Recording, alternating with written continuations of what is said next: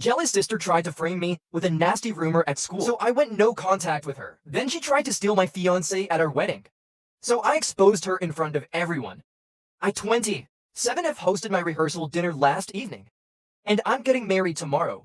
But my mother is very upset about a certain incident that took place at dinner last night, since it ended with me kicking my sister out of the wedding after humiliating her, and I want to know if I really am the bad guy here, like my mother is saying I am. So let me give you guys some context about the relationship between my sister and I. Jennifer is 2 years younger than me, and for some reason she has always loved me. I'm serious. I have never really given her a concrete reason to hate me so much, but she just has it in for me. And this isn't a recent development. She has been this way right from the age of 15. Before that, we were not close, but at least she was not going against me all the time. My dad used to treat us both equally and would reprimand her whenever she would go out of her way to annoy me. But my mother had a bit of a soft spot for her. I guess it was because she was younger. But every time I would end up fighting with her, she would tell me to let it go because I was older and I was supposed to be the more mature one. I thought my mother might have grown out of that habit, but I guess not my sister, and I kept fighting for years, until I finally cut her off in my senior year. I think she was a sophomore at the time, and she was pretty popular in her year. I don't know what got into her all of a sudden, but one day, she just decided that she was going to spread a nasty rumor about me and ruin my reputation. I don't want to get into it because it happened a really long time back. But in short, she just framed me for stealing a bunch of stuff that had gone missing, and several girls from various years had reported a lot of facts at the time, which we found out was happening because of the new janitor that the school had hired. And not me, obviously. Jennifer got into her head that she was going to spread a rumor about me being a kleptomaniac and said that in all probability, I was the one who was out of control, and it started stealing from people at school. And she was pretty popular, so this spread like wildfire. And you guys know exactly how cool kids can be. It led to a lot of bullying, name-calling, and it was a really terrible couple of weeks for me. And I had even started skipping school quite frequently because it was simply easier not to go rather than face everyone. It got to a stage where I just couldn't let it go. So I decided to find out exactly how this rumor had started. And after asking around for a couple of days, we got to the bottom of it. It came as a huge shock to me that it was my own sister who had started that rumor because it was just so cruel. I could have dealt with it at home, but I decided to publicly humiliate her in the cafeteria. I thought it was fair because she had also publicly humiliated me by spreading that rumor. It only made sense that I would confront her in public as well. So I went up to her and asked her if she was the one who had been spreading the rumor about me, and she had the audacity to reply with yeah. So what that was all it took for me to start yelling at her. And I think I kind of exposed her. I started screaming in her face about the kind of rumors I could have started about her if I was as pathetic as her, and I wouldn't even have to cook up any lies because I could have just spoken the truth. I brought up how she had been to timing her ex-boyfriend with his own cousin just a year ago, and all three then had decided to keep it a secret to avoid embarrassment. And then I brought up how she also used to flirt with our housekeeper's son, who was 3 years older than her, only for him to complain about it to our parents. And worst of all, I exposed her for never showering during the holidays. I'm pretty sure a lot of people do that, but it's pretty embarrassing to have something like that announced in the cafeteria in front of a bunch of teenagers. After I had screamed out all her secrets in the cafeteria that day, she pretty much became the laughingstock of our high school, and I can't even say that I felt sorry about it. She was the one who started the rumor about me first, and I just put an end to it. When we came back home, we had a huge fight, and both of us said pretty horrible things to each other. It was about to get physical as well, but thankfully our parents were there to intervene at the right time. I think that was the last day that we spoke to each other, because after that we just started to ignore each other's existence. In spite of living in the same house, I did not acknowledge her, and she treated me the same way, and I was pretty glad to be rid of her when I finally moved away for college. After a couple of months, even when I would come back from college, I would not speak to her, and just like that, 10 years have passed since we last spoke. A lot of things have changed. Both of us have our own lives, and after both of us had graduated from college, we didn't want to see each other anymore. So we would make sure that we visited our parents separately and wouldn't run into each other. Even during the holidays, I would only go see my family after she was gone. It was an unspoken agreement between my parents, Jennifer and I, and we had honored that for a really long time. But then 2 years ago, my dad passed away from an aneurysm in the middle of the night. We were all together for his funeral, and after that Jennifer and I decided to put our differences aside so we could be there for our mother. For the past 2 years, at least on the holidays, we have gone home together, and it's been really awkward with just the three of us, but my mother tries to work with it. I was just thankful that I had my fiancé and my boyfriend, Jacob, as a part of the family dinners for the holiday. so we could cut the tension. After my dad passed away, I would say that Jennifer and I had tried to hate each other so much, or at least pretend that we were getting along for the sake of our mother. So a couple of months back when I got engaged, my mother talked me into inviting Jennifer to the wedding as well. Initially, I was quite against the idea, but Jacob told me that it might be nice to have her because it has been 10 years since we had our last fight. Since we are embarking on a new journey together, it might be better to bury the hatchet. As corny and sappy as it sounds, it kind of worked in while we were creating the guest list. I decided to add my sister to it. I did not invite her to any other events, not the engagement party or the bridal shower, because that was only for close friends and family. But I decided that it would be nice to invite her to the wedding. When she received her invitation, she was nice enough to thank me for it, and even said that she hadn't been expecting one, but she was grateful that I was willing to put everything in the past because of her behavior. I had no reason to suspect that she might be up to something. And honestly, 10 years have passed since that incident from high school, so I think everyone should be over it by now. Currently, all my guests and, of course, my fiancé and I are in the hotel that we had selected as our venue. It's a little distance away from the city, and we have been here for 2 days, now the day before yesterday. Most of our guests had arrived by the evening, and we had a welcome party for everyone who had come from out of town. At the welcome party, I noticed that Jennifer had been quite social with everyone, and she seemed to be having a good time. She even took a bunch of photos with me. So up until that point, I was feeling good about my decision to invite her. But that changed by the next morning because in the middle of the night, my fiancé came to my room and showed me a letter that Jennifer had sent to his room. My fiancé and I are staying in separate rooms because my mother and his parents are all kind of superstitious and think it's bad luck for the couple to be staying in the same room before the wedding, in fact. His room is on another floor altogether, and it was around 1 in the morning when he showed up in my room, so it was pretty late. The welcome party had gone on until midnight. But after that, everyone went back to their own rooms. I was also just about to go to bed when Jacob started knocking at my door, and when I let him in, he handed me the letter. I could easily recognize Jennifer's handwriting. It's pretty unique, and I instantly knew something had gone wrong. Jacob told me that he had been getting ready for bed when about 15 minutes ago, a member of the hotel staff brought this letter to him. He told her that the lady from room 306 had sent, and that was Jennifer's room number.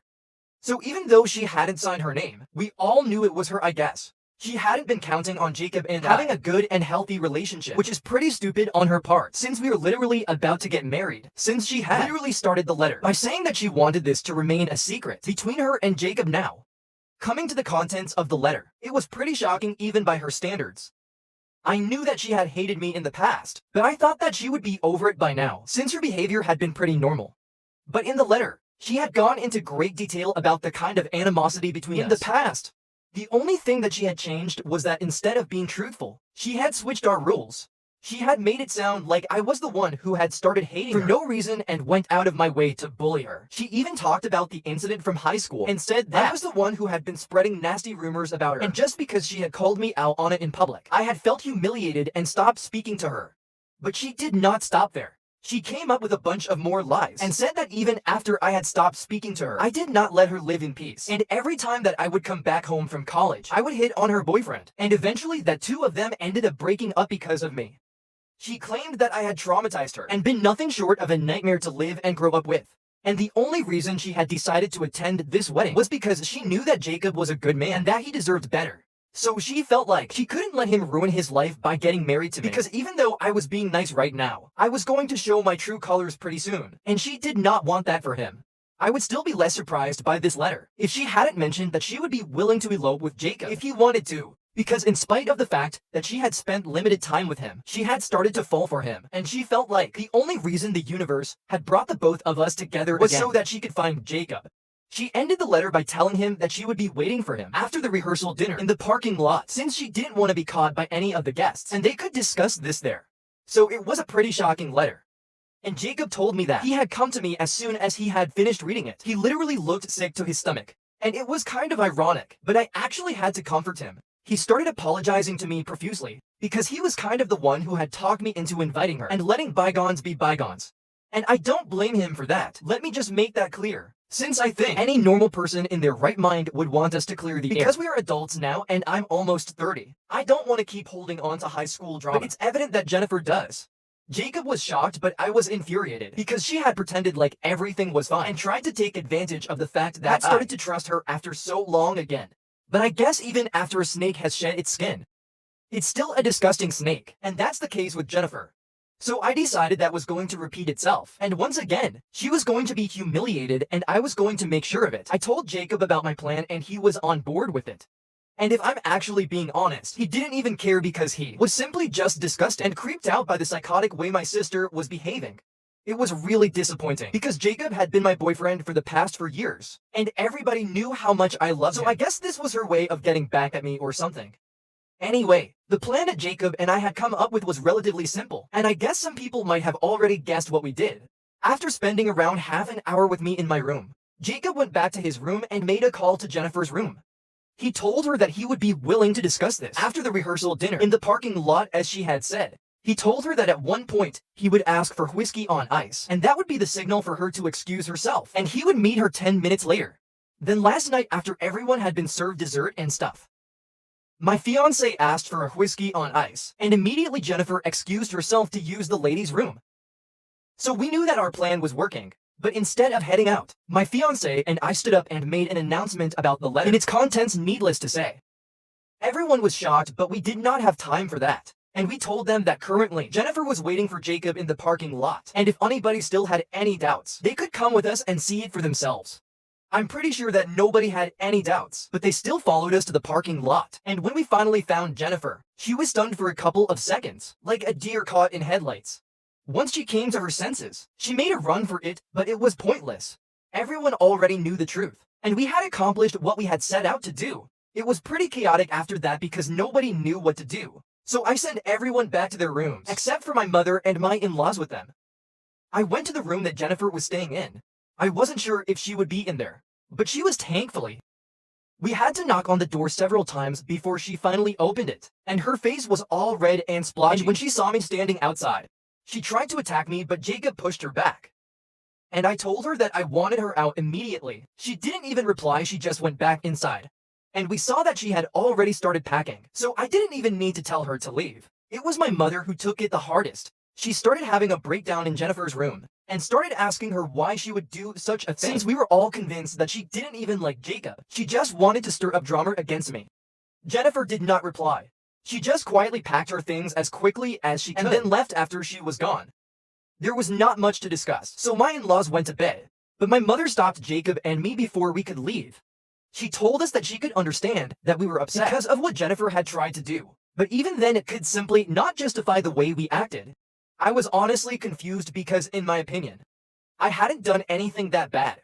Definitely not as bad compared to what Jennifer had been trying to do. So I had to ask my mother to explain, and she said that if I had a problem with what Jennifer had said in her letter, I should have dealt with it like an adult, instead of dealing with it like I did as a teenager and creating a spectacle out of it. I should have confronted her in person and kicked her out without humiliating her like I did. When my mother said that, I kind of flared up at her, and I told her that I should have seen this coming because she always had been on Jennifer's side. And even now, all she cared about was how Jennifer was feeling, in the fact that her darling daughter had been humiliated, even though it was her own fault. But my mom argued with me and said that she was ready to admit that what Jennifer had done was a horrible thing to do and that she shouldn't have pushed me to invite her. But it still did not mean that I had the license to do whatever I wanted because I was dragging my family's name through the mud. She said that it was really juvenile of me to involve all the guests and said that even they might have found it really awkward. So I had kind of ruined my own wedding by doing this as well, since everyone would only be talking about this at the time.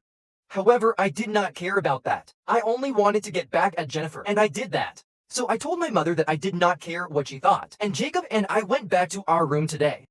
We had a gap between our rehearsal dinner and our wedding day. Everyone was free to do whatever they wanted. So I spoke to my maid of honor and a couple of the bridesmaids and asked them if everyone was talking about what had happened the previous night, and they said that people definitely were shocked and had been discussing it, but they were going to forget it in time for the wedding. I asked them for their honest opinion if I had actually taken things too far, and most of them said that it was my choice. I wanted to deal with it, and there was no such thing as taking it too far, especially when we were dealing with someone like my sister. My mother, however, has not spoken to me since last night, and I feel weirdly guilty about what I did. Maybe she was right. Maybe I shouldn't have taken matters into my own hands and humiliated her once again. Now that I think of it, it was kind of a juvenile plan. But I just wanted her to feel as bad as I had felt. Also, it's not my fault. She was stupid enough to write that letter to my fiancé in the first place anyway. Coming to my question either. for humiliating my sister and kicking her out of my wedding after she tried to sabotage my relationship with my fiancé. Update 1. Hey guys. So I'm getting married the next morning, and I'm kind of risking getting dark circles by staying up so late at night. But I just had to get this off my chest. I had a conversation with Jacob about whatever was going on with my mother in the evening, and there were also a bunch of comments that said that what I had done was actually a bit too much. A lot of people had agreed that after what Jennifer had done, I'd earned the right to go scorched earth on her. But it was not like I couldn't have dealt with it in a better way. So in a way, my mother had been right about what she had said. I probably hadn't dealt with it in the best way possible, but that was my choice. Maybe I don't have to be politically correct. But you are at all times sometimes. I can just do whatever I want without thinking of the consequences. But that doesn't mean I don't have to face the consequences in here. In this case, the consequences meant that I would have to sort things out with my mother because she was upset. So a couple of hours ago, Jacob and I went to her room and she looked a bit upset. But as soon as she saw us, she pulled us both in a hug and said that she'd actually been thinking about coming to us herself. Before we could say anything, she pulled us inside her room, sat down and said that she wanted to apologize for her behavior.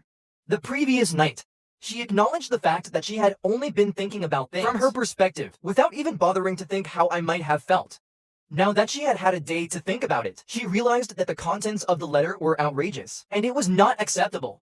So maybe she wouldn't have to deal with the situation the way that I did, but it's my life. I'm free to do whatever I want. And if I thought that humiliating Jennifer was going to make me feel like I had been vindicated, it was not her place to tell me what to do. I was glad that she had come to this conclusion on her own, but I also told her that she had a point, and I apologized for lashing out at her as well. I thought that would be it. But she also said that she was sorry for always siding with Jennifer when we were younger because that was why. I was still under the impression that she was going to support her, no matter what. But she told me that she had cut Jennifer off shortly after she and was planning on not speaking to her until she had apologized to both of us sincerely. And then Jacob, my mother, and I had a short discussion about how excited we were for the next morning before we went back to our rooms. So I'm pretty glad that I decided to take the advice here and talk to my mother. It definitely paid off. And now I'm gonna get married as a happy woman. Update to hi. So I got married to Jacob last week, and I really thought that the whole thing with my sister was over. I mean, she had already been humiliated and kicked out of the wedding, so there was literally no reason for her to come back and try to start drama with me again. But she just keeps coming back for seconds. I don't understand why this time. She made a Facebook post saying that the only reason she had suggested that Jacob make a run for it with her was because I was a terrible human being and she wanted to give him a chance at a better life, and she thought that she was doing the right thing. And she also mentioned that apparently Jacob had been dropping a lot of hints every time they met. That's obviously a very blatant lie. I trust Jacob more than anyone, and I know for a fact that he would never do anything to break that trust. And I think that he has proven his loyalty to me more than once. So I don't understand why she is still trying to make me question it. When she put up that post, I couldn't see it because I had blocked her everywhere. So a couple of relatives had to send it to me. But they knew the truth as well, since I had read that letter, and everyone had seen that it was actually her handwriting. So they jumped to my defense as soon as she made that post, and everyone just started demolishing her in the comments. And people just kept sending me screenshots of her getting completely demolished. In the comment section, I don't even have to do anything. I just have to sit back and watch the drama unfold. I guess she couldn't keep fighting with everyone anymore, so she took it down about half an hour back. Jacob and I couldn't stop laughing after we realized that she had to take it down because nobody was willing to buy her crap anymore. It's just sad because if she apologizes to us, she will be able to get back her relationship with our mother, the only person who will have her. Instead, she is so stubborn that she wants to continue ruining her relationship with everyone in the family. And not just her relationships. She's also ruining her own reputation by pulling off these stupid stunts, because I'm pretty sure that her coworkers and her friends can also see these posts since it was on the public setting. She just can't seem to stop making a fool out of herself. And at this point, I don't even feel mad at her. I just feel pity for her because I still don't know what exactly happened to turn her into someone like this. But whatever it is, I just hope she gets over it soon, because this kind of obsession with someone else is just not healthy. Update 3. So after my last update, a lot of people in the comments had suggested talking to my mother, so we could actually find out what exactly had happened. That made my sister into the kind of person that she is. And to be honest, even I was pretty curious to know because, like I said, she did not have any problems with me until she was around 15. So something must have gone wrong at that point for her to start resenting me so intensely. I called my mother up a couple of hours ago to ask about it, and she told me that she doesn't really have a very clear memory of it. But a couple of years back, she actually had a discussion like this with Jennifer, and Jennifer had mentioned something about how she was sick of constantly being compared to me. The only problem was that I honestly couldn't think of anyone in our family who compared her to me. We are not people who would do that. And besides, we were pretty much equal at most things. It was not like one of us was prettier or more attractive than the other. And even when it came to our education, we were on equal footing. But my mom told me that apparently when Jennifer was 15, she had been dating a guy for my year, but he had forced her to keep it a secret. And he was the one who constantly kept comparing her to me, presumably because he had a thing for me. But I remember having rejected him several times. I guess that led to some internal issues that I was never able to find out about, since Jennifer never told me about the relationship that she had with that guy. And then that incident took place in high school, where I completely humiliated her. So that definitely didn't make things any better. And apparently people had made fun of her for several months afterward. And even the guy she was dating had dumped her after the incident. But I didn't even know about that since I had already graduated.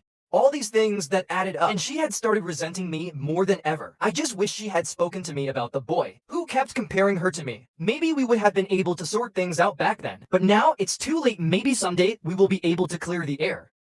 But right now, all I can do is just feel bad for her.